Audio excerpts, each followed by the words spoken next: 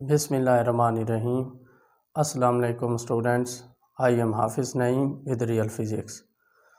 आज हम डिस्कस करेंगे electromotive force and terminal potential difference. तो सबसे पहले हम इलेक्ट्रोमोटिव फोर्स की बात कर लेते हैं। इसे इन शॉर्ट ईएमएफ कहते हैं। इसको मैं एक सिंपल सर्किट से वाज़े कर रहा हूँ, जिसमें एक सेल लगा हुआ है। सेल के साथ सीरीज़ में एक रेजिस्टेंस आर लगाई गई है। सेल के इस पॉइंट पर पॉजिटिव पोटेंशियल है। यहाँ चार्ज की पोटेंशियल एनर्जी ज़्यादा होती है, जिसकी वजह से चार्ज इस पॉइंट से फ्लो करता है। फ्लो ऑफ चार्ज को करंट कहते हैं। जैसे ही चार्ज रेजिस्टेंस में से पास होगा तो अपनी एनर्जी खर्च कर देता है। फिर चार्ज की एनर्जी कम हो जाएगी तो वो लो पोटेंशियल पे आ जाता है। अब बैटरी या सेल जो यूनिट चार्ज को जितनी एनर्जी सप्लाई करे, इसे इलेक्ट्रोमोटिव फोर्स कहते हैं। Energy supplied to unit charge by the source is called electromotive force. इधर भी मैंने नोट किया, energy supplied to unit charge by source is called electromotive force. इसकी एक और डेफिनेशन भी की जाती है। Energy supplied to unit charge when it is moving from negative terminal to positive terminal inside the cell is called electromotive force. Students, energy supplied ये work done by the battery होता है। Work done को del W से ज़ाहिर किया और unit charge 1 coulomb charge को मैंने डेल क्यू से ज़ाहिर किया। हम जानते हैं वर्क डन का ऐसा यूनिट जाउल होता है, चार्ज का ऐसा यूनिट कूलम होता है। जाउल पर कूलम ये इक्वल है वोल्ट के। अगर किसी सेल की ईएमएफ 4 वोल्ट हो तो इसका मतलब है वो 1 कूलम चार्ज को 4 जॉउल एनर्जी सप्लाई करता है। जैसे हमने लफ्ज़ पढ़ा था इलेक्ट्रोमोटिव फोर्स, तो हमें अंदाज़ा हो रहा था ये कोई फोर्स है, लेकिन ये फोर्स नहीं है। क्योंकि अगर ये फोर्स होती इसका यूनिट न्यूटन बनता, इसकी मेजरमेंट न्यूटन में की जाती। अब हम ये कहेंगे ये सोर्स है, ये सोर्स ऑफ एनर्जी है। गौर करें तो बैटरी में केमिकल एनर्जी होती है। जब हम इसके साथ वायर लगा के कोई बल्ब लगा लें तो बल्ब लाइटेड हो जाएगा। तो बैटरी की केमिकल एनर्जी इलेक्ट्रिकल एनर्जी में चेंज हो गई है। वो सोर्स ऑफ एनर्जी जो नॉन इलेक्ट्रिकल एनर्जी को इलेक्ट्रिकल एनर्जी में कन्वर्ट करे, उसे इलेक्ट्रोमोटिव फोर्स कहते हैं। तो इसमें सेल की जो सप्लाइड एनर्जी है उसका एक हिस्सा इंटरनल रेजिस्टेंस में खर्च होता है। इंटरनल रेजिस्टेंस का मतलब है जो सेल के अंदर इलेक्ट्रोलाइट है उसकी रेजिस्टेंस। इलेक्ट्रोलाइट कैसे रेजिस्टेंस ऑफर करता है? सेल के इलेक्ट्रोड्स के दरमियान जो इलेक्ट्रोलाइट मौजूद है ये फ्लो ऑफ आयन्स में अपोजिशन फराहम करता है, या सेल के इलेक्ट्रोड्स के दरमियान जो इलेक्ट्रोलाइट मौजूद है ये आयन्स के फ्लो में रेजिस्टेंस ऑफर करता है। इसके रेजिस्टेंस को इंटरनल रेजिस्टेंस कहते हैं। इसका मैंने इक्विवेलेंट सर्किट इधर दिखाया। ये सेल की ईएमएफ है, ये उसकी इंटरनल रेजिस्टेंस स्मॉल आर है। इसी सर्किट को मैंने यहाँ पे दिखाया है। इसमें इंटरनल रेजिस्टेंस साथ दिखाई, ईएमएफ ई है, और ये एक्सटर्नल रेजिस्टेंस ये वेरिएबल रेजिस्टेंस है। इसकी वैल्यू कम या ज़्यादा हो सकती है। ये स्विच एस जो अभी ओपन है, जैसे ही हम स्विच एस को क्लोज करते हैं तो सर्किट में करंट का फ्लो होना शुरू हो जाता है। इस पॉइंट पर लो पोटेंशियल है, इस पॉइंट पर हाई पोटेंशियल है। इन दो पॉइंट्स में जो पोटेंशियल डिफरेंस है इसे स्टूडेंट्स टर्मिनल पोटेंशियल डिफरेंस कहते हैं। क्या लिखेंगे? Potential difference across the terminals of a cell when current is draw in a circuit is called terminal potential difference. अब हम इस करंट की मेजरमेंट करना चाहते हैं तो आई इक्वल होगा ई ओवर टोटल रेजिस्टेंस। इस सर्किट में दो रेजिस्टेंसेज हैं, एक इंटरनल है, दूसरी एक्सटर्नल रेजिस्टेंस है। ये दोनों सीरीज में लगी हुई हैं, इस वजह से इनको ऐड कर लें।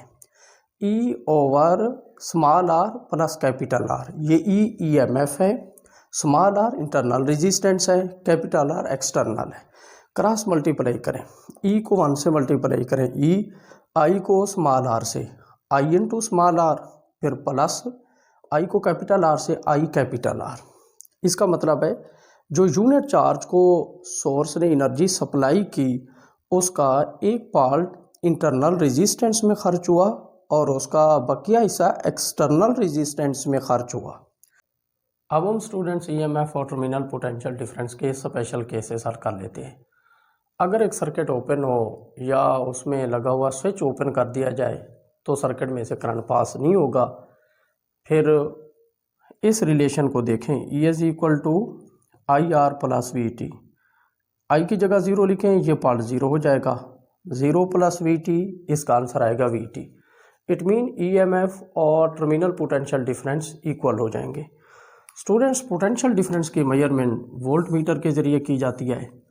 अब हम ईएमएफ की मेजरमेंट भी वोल्ट मीटर के ज़रिए कर सकते हैं। अगर एक सर्किट क्लोज हो या स्विच को क्लोज कर दिया जाए तब इसमें से करंट पास होगा, तो ईएमएफ और टर्मिनल पोटेंशियल डिफरेंस का रिलेशन देखना पड़ेगा। E is equal to V T plus I R. V T equal होगा E माइनस आई आर के। इसका मतलब है terminal potential difference is decreased from EMF by factor I R. इस case से हम ये कहेंगे टर्मिनल पोटेंशियल डिफरेंस ईएमएफ से स्मॉलर हो जाएगा। या इसको वहाँ भी एक्सप्लेन किया जाता है जहाँ पर एक बैटरी डिस्चार्ज हो रही हो, उससे करंट की direction out of the battery हो। अगर एक बैटरी चार्ज हो रही हो, फिर स्टूडेंट्स डिस्चार्जिंग में करंट की डायरेक्शन थी out of the battery, charging में करंट की डायरेक्शन इनटू द बैटरी है। यानी कि चार्जिंग में करंट की डायरेक्शन डिस्चार्जिंग में करंट की डायरेक्शन से अपोजिट है।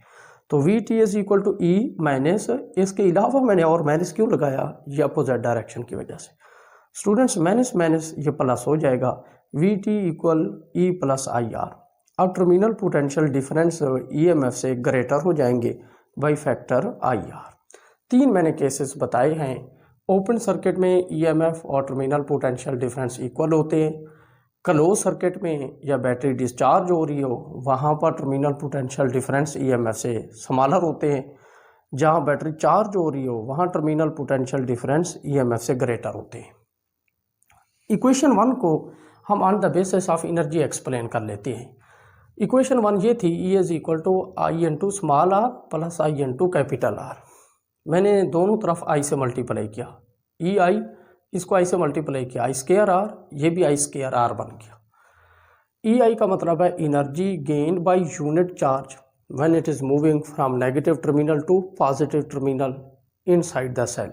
इट मीन ये लेफ्ट साइड जो है ये एनर्जी गेन होने को जाहिर कर रही है। I square into small R, energy dissipated in a cell in the form of heat. Cell के अंदर जो हीट की फॉर्म में एनर्जी डिसिपेट होती है वो आई स्केयर स्मॉल आर है। I square capital R, energy dissipation in external resistance. तो जो एनर्जी चार्ज गेन करते हैं उसका एक हिस्सा सेल के अंदर डिसिपेट हुआ और बकिया हिस्सा एक्सटर्नल रेजिस्टेंस में डिसिपेट हो गया है। या इसका मतलब है जो एनर्जी चार्ज गेन करते हैं उसका फर्स्ट पार्ट जो है वो सेल के अंदर खर्च हो गया और उसका रिमेनिंग पार्ट एक्सटर्नल रेजिस्टेंस में खर्च हो गया है। लिहाजा टोटल एनर्जी कंजर्व है। ये law of conservation of energy के ऐन मुताबिक है। अब हम स्टूडेंट्स ईएमएफ और टर्मिनल पोटेंशियल डिफरेंस में कुछ और पॉइंट्स वाजे कर लेते हैं। ईएमएफ जो है वो चार्ज को एनर्जी फराहम करने का बायस है। तो कहते हैं ईएमएफ इज़ द काज। पास हो रहा है तब भी ईएमएफ है, करंट पास नहीं हो रहा तब भी ईएमएफ है। लिहाजा EMF is always present. Potential difference क्या होता है? जब चार्ज एनर्जी गेन कर लेते हैं वो इलेक्ट्रिकल रेजिस्टेंस में आते हैं या उसकी जगह हम कोई डिवाइस लगा लें तो उनकी एनर्जी यूज़ हो जाती है, मतलब उसमें से करंट पास होना शुरू हो जाता है। करंट पास पोटेंशियल डिफरेंस की वजह से होता है, लिहाजा पोटेंशियल डिफरेंस उसका इफ़ेक्ट है। अगर करंट पास ना हो रहा हो इसका मतलब है दो कंडक्टर्स हैं, इनके एंड्स पर पोटेंशियल सेम हो। अगर मैं इनको एक वायर से जोड़ दूं तब करंट पास नहीं होगा। अगर इस कंडक्टर के एंड पर पॉजिटिव पोटेंशियल हो, इसके एंड पर नेगेटिव पोटेंशियल हो, तब इनको वायर के साथ जोड़े, अब करंट पास होगा। करंट कब पास नहीं होता? जब वो पोटेंशियल डिफरेंस ना हो।